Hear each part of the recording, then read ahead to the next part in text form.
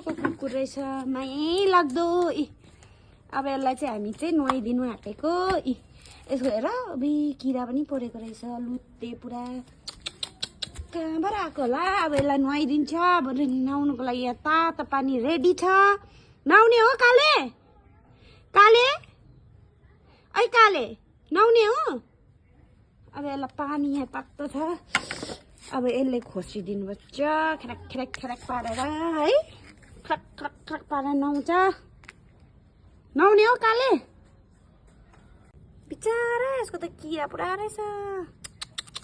कहाँबाट आएको होला यो? अब यसलाई नुहाइधुवाइ पारेर चाहिँ हामी नै राख्ने। महिलाले होला है, पानी पनि नलागेको। लु गाइज, अहिले देखाउँछु म तपाईँहरूलाई नुहाइसकेर। हाम्रो चाहिँ सेरु भन्ने पप्पी थियो, त्यो चाहिँ बिचारा त्यो चाहिँ खसेर मरेर चाहिँ त्यसको लागि ल्याइदिएको यो स्याम्पू चाहिँ यसलाई काम लाग्यो। यो चाहिँ कहाँबाट आएको है बिचारा? यो जङ्गलबाट कहाँबाट आएको? काली अब यो त यहीँ बस्नु ल। अब जसलाई स्याम्पू लगाउने कार्यक्रम हुँदैछ हाल्यौँ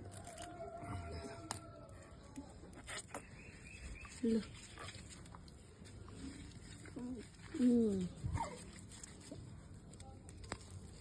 मिठो बनाएको स्याम्पू, मिठो बनाऊ।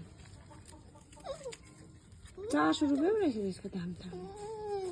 सेरुको लागि ल्याइदिएको नि। हाम्रो चाहिँ सेरु भन्ने एउटा कुकुर थियो बिचारा, हाम्रो पप्पी। त्यो चाहिँ मऱ्यो, अनि त्यसकै चाहिँ यो राखेको थियो नि त। यसलाई ठिक्क भयो, सेरुको बदली आइपुगेको यहाँ। सन्चो भयो होला नि त्यसलाई।